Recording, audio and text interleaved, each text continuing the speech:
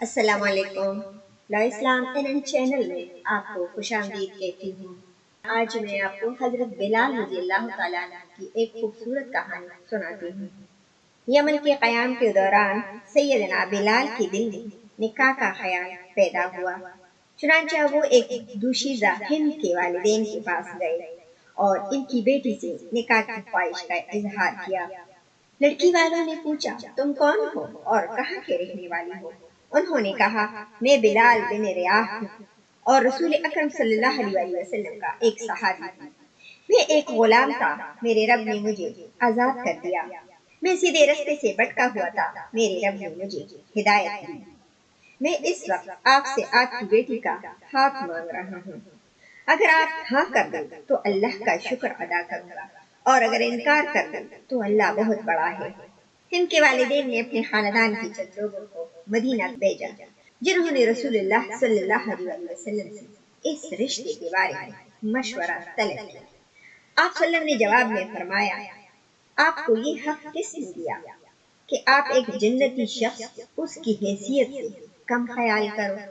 رسول اللہ صلی اللہ علیہ وسلم کی اس بات سے ان لوگوں کو تسلی ہو گئی، اور کچھ ہی عرصہ بعد سیدنا بلال اور ہند کی شادی ہو گئی اور وہ نہایت خوشگوار زندگی گزارنے لگے۔ ایک مرتبہ حضرت بلال اور آپ کی اہلیہ حضرت ہند کے درمیان کسی بات پر تکرار ہو گئی اور گھروں میں ایسی باتیں ہوتی رہتی۔ سیدنا بلال نے اپنے نقطۂ نظر کو واضح کرنے کے لیے سرکار دو عالم کا حوالہ دیا۔ ہند کے منہ سے یہ نکل گیا کہ آپ صلی اللہ علیہ وسلم نے کبھی ایسی بات نہیں کہی ہوگی۔ سیدنا بلال یہ الفاظ برداشت نہ کر سکے۔ اس بات سے سخت رنج ہوا۔ وہ جب مسجد گئے تو اس رنجیدگی کے اثرات ان کے چہرے پر محسوس ہو رہے تھے۔ رسول اللہ صلی اللہ علیہ وسلم نے پوچھا کہ کیا بات ہو؟ حضرت بلال نے واقعے کی تمام تفصیلات بیان کر دی۔ آپ صلی اللہ علیہ وسلم کے گھر تشریف لے گئے۔ اس وقت حضرت بلال گھر پر نہ تھے۔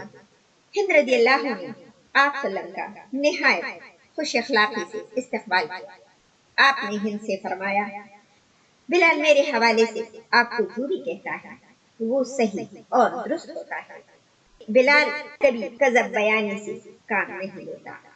اس کے ساتھ ہمیشہ محبت سے پیش آؤ، ان کو کبھی ناراض نہ کرو۔ اگر تم بلال کو ناراض کرو گے تو خدا تم سے راضی نہ ہوگا۔ ہند نے رسول اقدس صلی اللہ علیہ وسلم اس نصیحت پلے باندھ لی، اور جب حضرت بلال رضی اللہ عنہ گھر لوٹے تو انہوں نے حضرت بلال سے معافی مانگی اور ایک دفعہ پھر ان کے گھر کا ماحول خوشگوار اور پرسکون ہو گیا۔ ماشاءاللہ، اللہ تعالیٰ ہم سب مسلمانوں کے گھروں میں اتفاق اتحاد پیدا کرے۔ میں امید کرتی ہوں کہ آپ کو حضرت بلال رضی اللہ تعالیٰ عنہ کا یہ واقعہ پسند آیا ہوگا۔